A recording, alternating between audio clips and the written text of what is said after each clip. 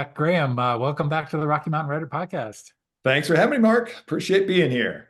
Yeah, I just looked back, and May is our month because we did a episode in May of 2020 for Mesa Verde Victim. We did an episode in May of 2019 for Arch's Enemy, and so it's great to have you back on. And many books have um, been published in this series since we chatted with you, so it's great to catch up. Absolutely. I'm glad to be here talking about them. And the fact that they're still going, it makes me very happy. Yeah. Well, we want to talk to you about writing the series and what's behind that, and maybe some lessons learned we'll get into. But the new one, number 9, is that correct? That's right. Number 9 in the series. Is Death Valley Duel. There's the man with the props. That's the way to That's do it. That's exactly right. that's great. Great cover. And so for those who don't know, why don't you just take a minute and set up the series and just a little bit about the series and then tell us about the new one. Absolutely. So my series is the National Park Mystery Series, published by Torrey House Press, and it features an archaeologist and his family who go from park to park for Chuck Bender, the archaeologist, to do some archaeological work. So there's always an archaeological through line to the stories. And then the family are critical to the development of the plot and to the solving of the mystery as the each specific mystery plays out. They're standalones set in each national park. And yet the family unit is growing. The two young daughters are now growing older of Chuck and his wife, Janelle. Chuck and Janelle are newly married. Janelle's a single mom at the beginning of the series. They've now developed their relationship over time. And we're now in book 9. The books move ahead about a year per book as far as the age of the daughters growing older and everyone growing older and growing more together in the series. So at this point in book 9, we are in Death Valley. And we have now got daughters, Carmelita and Rosie, who are in their teen years. And it's been fun for me to have Chuck kind of grow into his role as a stepdad and then learn to be a father as part of the series. In this case, Carmelita is competing in one of the toughest ultra marathon trail running races on Earth. Fictional in this case, there is a actual race that takes place across the Mojave Desert. Mine takes place the opposite direction, from Mount Whitney to the bottom of Death Valley, Badwater Basin. Carmelita is competing in this race. Chuck is there in support of her, but has also picked up a little archaeological work on the side as long as he's out in California, from the same organization that he did some work for when he was out there for the Yosemite book, Yosemite Fall.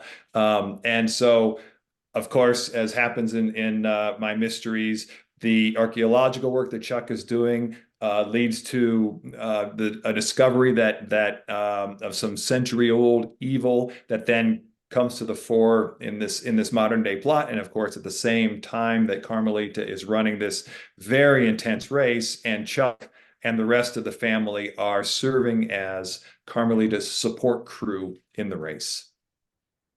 Nice, nice. Wow. Very cool. And I have to say, I got a chance to read the I don't know in what stage that was in. It was pretty close to completion stage. And it was just absolutely gripping in terms of both the murder mystery elements, but also just the atmosphere of this brutal, I mean, that's the only word I can think of, Yeah. brutal race. Why a human being would put themselves through that kind of torture is beyond me, but there are plenty of people out there who do. Well, and in fact, that's really where the story idea came from. I've got a son and I agree with every bit of what you're saying. This brutal, intense level of competition that's kind of beyond the normal person's idea to comprehend. And yet somehow my wife and I ended up with a son who loves that stuff. And we have then been drawn into serving as his crew for a couple of these long races he's been in. And it was literally during the work we were doing as his crew when these racers would come in the middle of the night, exhausted and kind of stumbling around. And there's an aid station where they're just grabbing food and grabbing drink and and people changing shoes and changing socks and just massive thunderstorms happening and weather and all of this stuff. And that was really when it occurred to me that this would be a great place to kill people, and a great place to set a murder mystery, because you've just got all of this intensity already, and then throw in some accidents that may or may not be accidents that then turn deadly. It had all the makings. I realized at 3 a.m. sitting there, of a wonderful murder mystery. And so that was the time that I started going, all right, where and how can this work? Death Valley turned out to be the good place. And honestly, the result is, I think, the best mystery I've written. I'm really very happy with how this has turned out. My publisher is really happy with it. They're promoting it really heavily. They're actually spending some money on me, sending me around doing some promotional work, which is, as folks know out there in the world, not the normal way things work. And so it's all been just really fun and exciting as a result. Yeah. I want to talk a little bit in a few minutes about just, this whole Torrey House Press, Yes. how much they've grown. I know early on it was just a different story than it is today about that publishing company and what they're doing. But back to the plot and the story, just this element of having a race with a finish line gave the plot and the story something. You could have taken the mystery beyond the confines of the race itself. It could have been something you solved weeks or months later, but this sort of gave it some definition. It's interesting, for those who listen to this podcast, as I do, we're talking to a lot of other fellow writers, and it was that ticking clock piece to this. I've used it a little bit before, but I didn't realize how great using that ticking clock aspect in a plot is. And I should have. I mean, I've been doing this long enough now. I've been at this for a decade. I should have understood more correctly what that ticking clock aspect does to a plot. And it really helped propel this story in ways that honestly were kind of unexpected to me. And knowing at the outset that everything that's going to happen, almost by definition, if you've got a race, if you're setting a race, it's going to be the finish line. It's going to be, that crunch time toward the end of the race, that climax is going to occur, made writing it much more fun, and honestly, absolutely improved the quality of the mystery and that plot immeasurably. And now I'm using the ticking clock on my next book on purpose, not necessarily in a competitive nature, but I've got this week-long program that I'm working with, because it's kind of like, okay, we've kind of got each day of this. It's a filmmaking program that I'm working with on the next book, and I've kind of latched on to, okay, there's ticking clock aspects that are really great. So you could probably feel it when you were writing Death Valley Duel. You could feel the energy. I really could, and it was fun as a result. I knew I had a tiger by the tail here. I knew I had something that I was really going to be proud of, even early on, and it made it really special. And it made the writing that much more fun. Yeah, that's great. So going from book to book and mystery to mystery, murder to murder, antagonist to antagonist, issue to issue, environment to environment, you're moving all over the Western United States. How do you make sure it's original and keep it fresh for you? Honestly, I think that the way this series has developed has almost naturally kept itself fresh, more so than the traditional murder mystery series that is set in one place. You've got a PI, or you've got a police detective, or an amateur sleuth, but generally they're in their same big city, LA Noire sort of thing. They're in their same small town, if we're talking cozies or small town. And so you've got those to me are the ones that are in danger of growing stale. And I think as an author have a greater challenge of not letting them grow stale. In my case, the challenge I've got is I'm really doing a whole bunch of new world building for each book.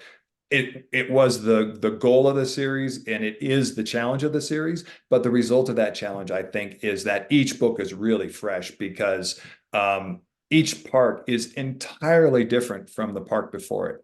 And as I mentioned, these are standalone mysteries. And so we're starting from scratch. I'm doing a quick reintroduction of the characters. And then I am really working to give a good sense of place to readers of this specific national park. I go and spend a week or so at each park right before I begin writing that specific mystery. And so I feel like then I can really bring in much more than just kind of looking from Google Earth on my computer at these places. I can give the smells, I can give the feel, having just been there right before I started writing, even for most of these parks I've been to many, many times. But I'll go and just soak in that park and then go home and start writing. And it really, I think that helps keep it fresh, helps keep it real also. Do you start once you've got the atmosphere, once you've chosen your park, once you've made your, I know you probably have a lot of the murder mystery plot worked out before your visit. But how do you come up with the bad guy, the motivation, the killer, the whole bit? How do you do that? Where do you start to put that all those things in place that you need? Here's how I've learned works for me. I can't say this is the right way. Yeah, I've read all the books, How to Write a Mystery, et cetera, et cetera. And I have just tried to buy into the pieces that work for me. Okay. So yeah. so so this is what works. What I love about mysteries, of course, is that we've got a template that we're working with, right? One of the key pieces of that template is that you're going to have 4 to 6 suspects. The understanding is that fewer than 4 readers are pretty much, we're playing a game here, right? The first thing here is entertainment fiction. The reader's coming along. I want very much, I'm writing for my readers. I want readers. I want them to come along with me on this journey. Okay. So I know that if I have 4 or fewer based on the books I've read and based on how the human mind works, they're going to figure out who the killer is. More than 6 suspects, and this is how-to books, more than 6 suspects, the reader, you're overwhelming their brain, right? So I start my books, I know the park that I'm going to be in, okay? I figure out the archaeological through line that Chuck has been brought to the park to work on. Sometimes the archaeological through line is really part of the plot. Sometimes it's a little bit tangential, and you find, and it's part of, in the mystery, which is it going to be? And then there is either an environmental or a social justice issue that I'm exploring specific to that park. And so I will, and so that generally is the plot, is really tight to the plot. So I've got this issue already that I'm wanting to explore. In the case of Death Valley Duel, it is the takings of the Owens Valley waters off the eastern side of the Sierras by the city of Los Angeles into the California aqueduct 100 years ago, that has then changed the entire, basically desertification of the what was once the beautiful Paiute tribe cared for verdant valley floor of the Owens Valley, that now all that water goes to Los Angeles, and Owens Lake has been dried out. The dust is lifting off of that, this toxic dust. And I'm comparing that to the dust that's going to be lifting off the Great Salt Lake if the Great Salt Lake isn't preserved. And that toxic dust is going to go right into 2 million, 3 million people's throats. So I'm playing with that environmental story, right? So I've got all these pieces that I just start the story going, and I start introducing these suspects. And what's fun for me is I have an idea of where the murders, like obviously in this case, we've got a aid stations where it's going to be easy to perhaps, hey, have some poison in the aid stations. I start with a prologue where I've got someone that's setting up some rattlesnakes out along the race course, for nefarious reasons. So I'm setting in place plot elements, right? Mhm. I'm introducing 4 to 6 clear suspects, and then I'm kind of letting them have their way with it. And then I feel like I'm along for the ride. And Yeah. these characters will develop themselves kind of before my eyes, and they'll start saying things, and it's just fun. At that point, it becomes fun. And so, and in several cases, honestly, I've written the thing all the way through, and I've had my villain, and then I've telegraphed the villain too close. If I really think I know who the villain is, I telegraph it too much. And so then I have to actually go back and rewrite a different villain. You choose a different character. And so I have literally learned to stay back and let my characters tell me who the villain is. And so it becomes really fun, and I hope then fun for the readers as well. That's great. That is great.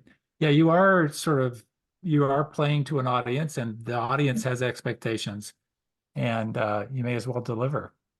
Absolutely. You know, mystery readers know they know, and they want you to deliver, and they deserve it. I mean, that's the game. That's why Yeah. I have always loved mysteries myself, because I get to play along.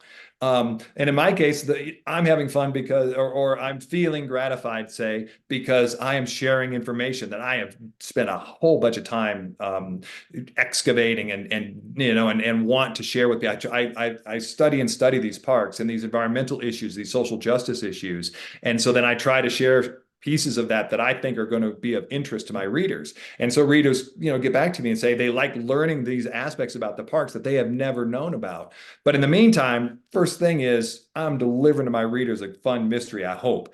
And I want them along because that's what I want to be delivered when I read a mystery. Yeah. Well, now we've talked a little bit about building the elements in each book. Let's step back and look at the whole series. And you and I chatted a little bit beforehand just about sort of, it's one thing to come up with and design and execute one story, but you also have a whole mystery series to navigate and to build and to not be repetitive with your readers and to keep them fresh. Are there any things that you've learned along the way, lessons learned about the whole mystery arc that you've got going, and things that you would recommend if somebody is starting right now and they're maybe writing their first mystery and thinking it's got series potential? Are there things they should do or think about, start to plan? About a million things, yeah. Okay. And Well, I let's can, and see I how much can, time we have. yeah, that's right. I know, but basically, it is think ahead, plan ahead, and slow down. I mean, that's kind of the two pieces, right? So the one piece is I had a nice as all of us I think do. I was a journalist. I was a nonfiction author.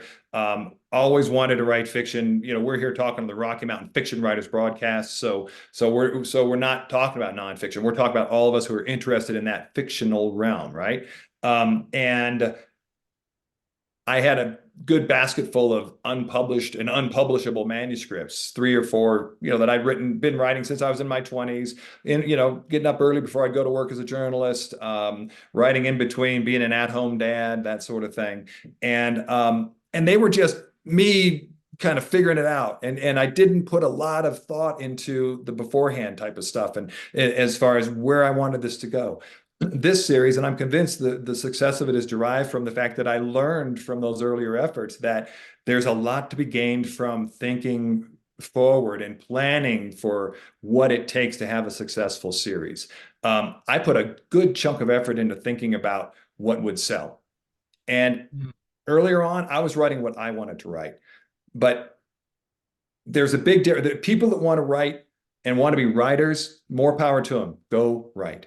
People who want to be authors and people who want to be published, I believe, and there are those who don't, all right? I believe that there is a lot to be gained from putting yourself in the shoes of the publisher and the publishing house, or your agent for that matter, and understanding that your agent and your publisher stay in business by selling books. That's how they stay in business.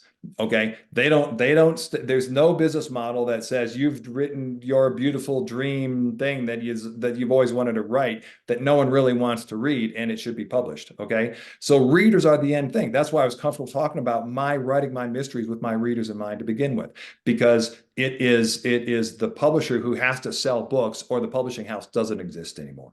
Right. Yeah. So when I started thinking about this National Park Mystery Series, the reason it's called a National Park Mystery Series is because millions and millions of people visit national parks. And I was interested in sharing information with those visitors that would be of value to them. But also, you've got this amazing built-in audience potential, sales pool. And that was absolutely what helped sell this mystery series to my publisher. Yeah. And so that's the beginning thing. The other piece, thinking ahead. So I had reasons that I had Chuck older and a younger spouse starting out the series, because I wanted him closer to my age so that I wasn't writing, what I didn't know. And yet I wanted to raise a family through the series. I wanted it to be a family-oriented series. And so I needed a younger mom with a couple of younger kids, because that was, to me, what was going to be fun to do and what readers would enjoy. So I have a break in age between Chuck and Janelle purposefully. I did that at the very beginning. I had this idea and goal of having these two young daughters grow older and become kind of more precocious and more part of the series. I had all that baked in at the very beginning. I spent a bunch of time thinking about that. And then the next piece is slow down, make it good, don't get in a hurry. Just spend time on that first novel, that first manuscript. It is so easy to write that first thing and have taken a year or two or however long to have done it and feel like now it has to go see the light of day. I can't wait. And the best thing you can do is convince yourself that it's only going to get better the longer time you get to spend with it, until you get it as perfect as you can make it. Wait, get comfortable with it, keep enjoying it, give it a rest, come back to it, have friends read it, have editors read it, work on it, make it as perfect as, make it the best it can possibly be before you start shopping it around. Don't think that the shopping is what's going to ultimately get it better. That's the other piece. Yeah, those are all great suggestions, tips, ideas, approaches. And it actually kind of segues right into talking a little bit about Torrey House Press, because tell us a little bit about that first conversation with Torrey House, and just how it's changed so much over the course of 9 books. Just a quick anecdote, or maybe a image to start, is you and I ran into each other in Tucson at the Tucson Festival of Books, and the Torrey House booth was just humming the whole time. So many outstanding authors are part of Torrey House Press, including one of my favorites, David Gessner, Stacy Dennett Socios. This is a phenomenally wonderful collection of short stories that just came out last year. And just people might kind of hear what you just talked about in terms of building a career and building a home and building a series and think, oh, New York, New York, New York. There are lots of places out there that will give you a home if you've got a plan and are willing to take the time to do it right. Torrey House Press was absolutely a risk when I first started with them, and it has been the most wonderful experience, literally, of my professional life to work with these folks.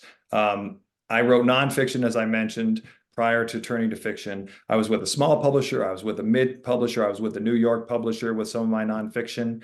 And when it came time to start pitching my the mystery series and Canyon Sacrifice, which Grand Canyon Sacrifice will be re-released in its 10th anniversary edition next year, it was this fortuitous meeting facilitated by the owner of Maria's Bookshop here in Durango, Colorado, Andrea Avantaggio, who read my manuscript with great trepidation by me, decided she liked it, and went and met with this new, just getting off the grounds, at that time, literary fiction for-profit publishing house called Torrey House Press.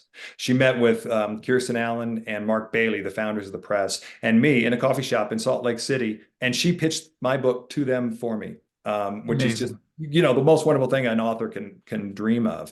And they bit on the idea that while they were doing kind of literary environmental fiction, that genre fiction aimed at kind of speaking beyond the choir, right? And aiming yourself at like first time tourists to the national parks is what I have in my mind. I want my mystery series to be kind of a gateway drug to people becoming aware of these environmental issues, both in our national parks and across the American West. And that's what Torrey House Press is dedicated to, all right, is the environment, land preservation, and now increasingly social justice issues. So they were brand new. I was brand new with my series. We've grown together. And Torrey House Press now is an absolute juggernaut. As you said, they are having and getting some of the top environmental writers in North America writing for them now. They've gone from profit to nonprofit. They've gone from just literary fiction to doing lots of amazing nonfiction. And so names people may recognize in the nonfiction realm who are now writing regularly for them are Pam Houston, Craig Childs, as you mentioned, right. David Gessner, New York Times bestselling authors who are working regularly with Torrey House Press. And as a result, the grant writing process that Torrey House Press is now able to get involved in through the nonprofit status, they're bringing in new, young, fresh voices of diversity. So we've got Stacey Dennett Sosi, this Dine young author who is just a force of nature in and of herself. Mm. And her short story book, The Missing Morning Star, Yeah. winning every award out there right now. And people who Yeah. haven't read it, if you want to get a taste of the Navajo Nation and Navajo from a young Navajo perspective, it's just a both heart-shattering and beautiful evocation of what's going on in the Navajo Nation today, from a young person perspective. So they're bringing in these voices, and I get to be a part of it all. I mean, at this, Yeah. I am friends with the publishers. I get to go help. I get to go to various book conferences and not only pitch my work, but also pitch the work of other authors for Torrey House Press. And it's just a joy, an absolute joy. And I couldn't have asked for a more wonderful experience, thanks to basically luck. I mean, and recognizing that Kirsten and Mark were serious about what they were doing, even at that early stage. This wasn't, oh, we're just gonna, let's go have a show up in the barn. This was serious people who wanted to start a serious publishing house, and it is recognized as such right now. And I would recommend anyone out there listening to go ahead and have a look at the website, and the submission portal is open. If what you're writing is a fit for Torrey House Press, give it a shot. Yeah. Yep. For sure. You mentioned it's luck, but then there's one piece of the story you kind of skipped over, which is you had this relationship with the bookstore. Right. So you had nurtured something there that led to the other conversation. And it's just all that networking stuff pays off, and you don't know exactly how it's going to pay off. But Yeah. networking. So how did you build the relationship with Maria's bookshop? It was really through my nonfiction books that Yeah. I had my first signing an event at Maria's in, I want to say, 1987. I was 27 years old and came out with my first nonfiction book. And I was, I'm a child of Durango, was raised in Durango here, and so went to Maria's and had my book signing there, and a couple of other bookstores. I was living in Albuquerque at the time, and so bookstore in Albuquerque, I mean, very small, very, but pretty much every book since I've opened with a signing at Maria's. And so I had developed my relationship with them through these nonfiction books, which the nonfiction books I was writing fit the Maria, what Maria's and what the audience and the customer base of Maria's is looking for. The last nonfiction book I wrote was Extreme Kids, which is aimed at encouraging people to get their kids out into these, quote, extreme sports, but in safe ways. It's a way to kind of get your kids away from screens and get them outdoors. And that book won the National Outdoor Book Award, which is what then. So by then I had some, say gravitas or whatever, and the books had sold well for Maria's, so I could give them my fiction effort to Andrea with, and of course this is a person who's like on the ABA, national board. I mean, this is a store that is one of the most respected bookstores on the planet. And it so happens this is a store that Mark and Kirsten, when they were contemplating starting Torrey House Press, literally, they tell this story. They were in Maria's and they were looking at the books in Maria's, and they were looking around at the beautiful space. People who haven't visited Maria's bookshop, the oak floors, the canoe hanging from the ceiling, the old bikes hanging from the ceiling. It's just this wonderful bookshop. And they were like, this, if we start a publishing house, this is where we want our books to sell. And at this point, I think the Torrey House Press books are they're the number one publisher selling out of that Maria's is selling even right now. So it's been this wonderful kind of constellation that has all come together, that I've just, like you said, yes, there was a relationship that I built, but I also was the recipient of great and good fortune. Yeah. Well, I have a hunch that between book releases and events, you were probably stopping by the store and being a good customer and chatting with the folks there. You weren't just, Oh yeah. I know the booksellers by name. I am in there on Independent Bookstore Day as a with my name tag on, selling, when they have the local authors come in and sell for an hour or two at a time. So I'm in there as a pretend bookseller. I am at as many of their events for other authors as I can be. I am regularly interviewing other authors at their events, authors who I've recommended or who I've suggested would be great to have come in. I was just today, I was at the Mountain Words Festival in Crested Butte over the weekend, and got to meet some really wonderful people. But one of those was Hampton Sides, who's just come out with his latest, Big Boffo, The Wide Sea. Oh, anyway, everyone who reads Hampton Sides. We're talking nonfiction for a moment here. But I said, Hampton, are you coming to, and as a guy I just met him and I'm kind of the fanboy to him. Are you coming to Maria's? I want to see at Maria's. He said, no, but I'd love to. He's in Santa Fe. He's close by. And so I was emailing with Evan, the owner of Maria's, and Mary, the community relations person, this morning, saying, hey, I talked to Hampton. Maybe he was just being nice. Maybe it won't happen. But he said we'd like to come to Maria's. And I'm sure the New York folks don't know the value of Maria's to someone like Hampton Sides, because his books are kind of every 4 or 5 years. And so how many new publicists have rolled through the door for whatever publishing house he's with in New York by now. And he was like, yeah, I'd love to come to Maria. So I'm getting to put that together. And I literally got an email this morning from Evan, the owner, who's now the son of Andrea and Peter Schertz. Evan Schertz has now taken over the shop and is the owner of the shop, saying, you're hired, exclamation point. So that's the relationship, yes, that you build with independent bookstores that then can, selfishly, hopefully, help you in the future as well. And that's just life, of course. We know how life works. Mark, you of all people, everyone in the world who listens to this podcast and knows Mark knows how that works for someone who has given as much as Mark has given to this community. Yeah. Well, and a couple of things real quick. Evan is great at Maria's, just fantastic. And the whole community is great. For those who don't know, I also live just a few miles from Durango and get to Maria's quite a bit. So getting Hampton Sides in there would be very cool. And he's amazing. Love Kingdom of Ice and loved Hellhound on his trail. Yeah, Blood and Thunder. Fantastic. Blood and Thunder. Yeah.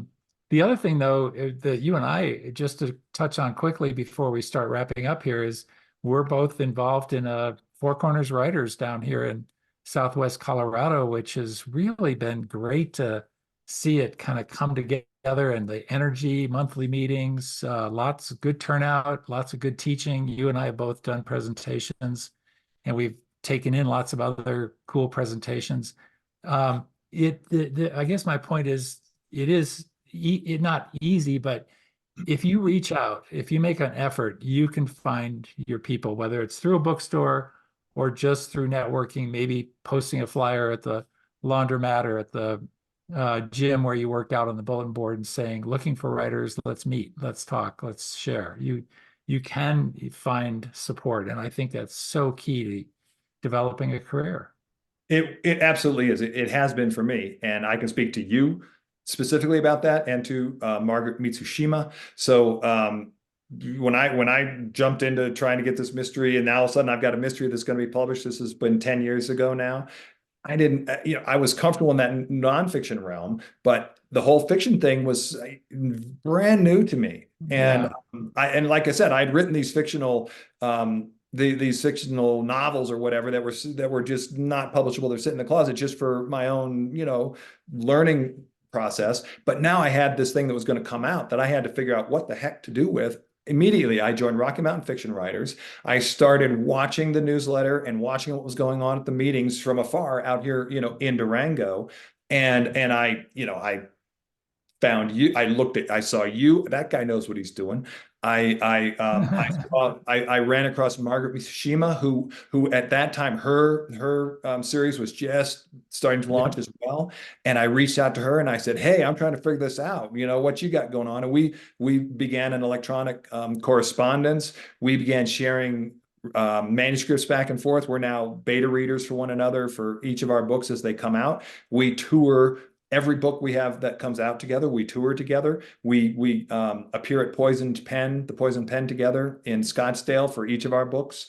And it's been this not only wonderful relationship, but wonderful professional development aspect to my series development has been through Rocky Mountain Fiction Writers and through not being afraid to basically just, pick up the computer, get on email and reach out to various people and see which of those connections pay off. My offering myself up, not just, hey, what can I take? But I'm Right. saying, I've got this history as an editor. I've got this history as a writer of nonfiction. I've been playing this game here. I'm trying to figure it out for fiction. What can we share? What knowledge do you have? What can we share? And those relationships have turned into great blurbs for me from people like, Christine Carbo, the Montana rep for RMFW, and who is this wonderful human being. It's just, those relationships have made this last 10 years exceptionally special. So I would encourage people to reach out, use these connections. And Four Corners Writers here locally is one where people are absolutely doing that. It's really cool. And you and Chuck Greaves, to drop another name of a big writer down here in Southwest Colorado, have been, making it happen in a wonderful way. And Bethany Turner, people should check out her new romances. Her series is just getting going. So romance readers will love Bethany's work. And she and I are going to, we're appearing together as part of our dual rollout of our books this summer. So it's all just literally fun. Yeah. Yeah, I happen to know because I have a little something to do with it that Bethany is going to be our next guest on the Rocky Mountain Writer podcast next week. So folks will get to know more about her and her books. Just a quick correction, not to correct you, but Christine Carbo is the Montana rep for Rocky Mountain Mystery Writers of America, there you not go. Rocky Mountain Fiction Writers. But, all those groups, if you're writing mysteries and you're in the Rocky Mountains, anywhere in the 7-state, I think it is, region, you need to belong to Rocky Mountain Mystery Writers of America. Yes. And Rocky Mountain Fiction Writers is not a geographical thing at all. We have members all over the country, although most of the meetings, the conferences in Denver, et cetera. But yeah, so. Good. Yeah, I appreciate you clarifying that. But that kind of goes to my point somewhat. I'm just looking for people. I'm looking for connection. Yeah. And if it's from Mystery Writers of America, if it's from Rocky Mountain Fiction Writers, because it's it's like the connections I was making over the weekend at the Mountain Words Festival in Crested Butte. They're priceless, and they're what, make the 9 or 10 or 12 months of sitting in front of your computer morning after morning, opening a vein and putting those words into the computer worth it. Honestly, it is the magic and the fun of what we're getting to do. Yep. Excellent. Well, as we wrap it up, we always like to have our guests shine a light on a book or an author, somebody you think folks should be reading. So have at it. Sure. I'm gonna talk about two folks that I think, and again, I'm thinking in terms of your audience and to who I am and what I'd like to hear about. Over the weekend at this Mountain Words Festival, I had the really great pleasure of getting to meet fairly briefly, but now it's like someone I really want to get to know better, Shelley Reed. And folks this is not a brand new book.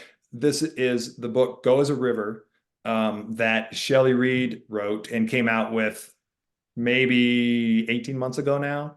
I had seen it. I had seen the posters. I had seen it selling really well at Maria's. I'd seen it selling really well around the Western Slope. And basically, I'd heard that it was kind of a love story. It got some real, tear jerk to it, and that she was a Colorado author. That's all I knew. All right. So I'm thinking, okay, women's book, and I'll get to it at some point.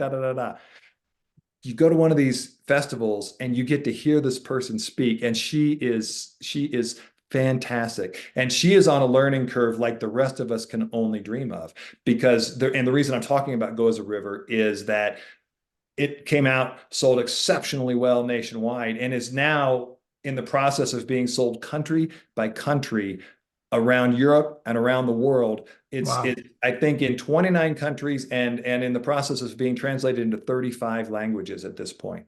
It's just going to the moon. Wow. And she was talking about that and the learning that she's done from it. And to come back to what I was saying, it took her 15 years to write that novel. And she put everything she had into that novel. And she wrote what she knows. It is the history of her family, and the covering up of the orchards that were in her family when Blue Mesa Reservoir was dammed and the Gunnison River was backed up back in the Wow. 1960s. And so there's there's this great personal thing to it. So the reason I'm talking about it here is that I think it's wonderful for people to go to that book with the eyes that I now have for it, that this is someone who was a professor at Western Colorado University. That was her day job, and then she just worked and worked on this manuscript until it was a diamond, until it was just this tremendous piece, and then she went and sold it.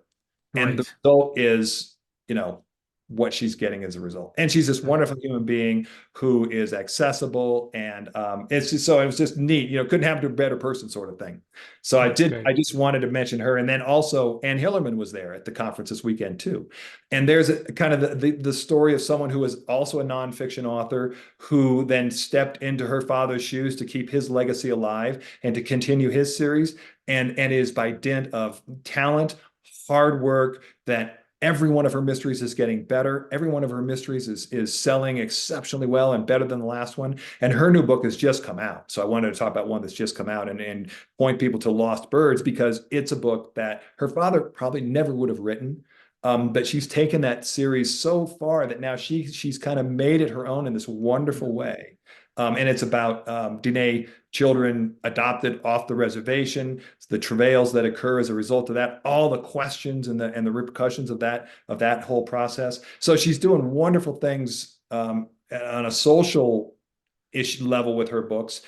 Tremendous mysteries now. So those are the people I would point to for as far as learning. I read to try to learn as much as I can, and I think learning from Go as a River and Lost Birds would be a great opportunity for folks out there. That's great. And also a very, very personable, approachable, kind as the day is long. Yeah. Absolutely. Yes. Yeah. Yeah. Scott, thank I you will so say she's been very kind to me. She's blurbed for me. She's just been wonderful. Yeah. A wonderful human being. Yep. Scott, thank you so much for this great rundown. Good luck with the launch of Death Valley Duel. And Thanks, Mark. I guess Coming out June 4th. So we're just coming right up on it here in the next few days. And the next book is set where? Great Sand Dunes National Park. Working title right now, Great Sand Dunes Massacre, with massacre being, it's got some great, for a very real title for very real reasons. So it's going to be a fun one. Excellent. Well, good luck. Thank you very much.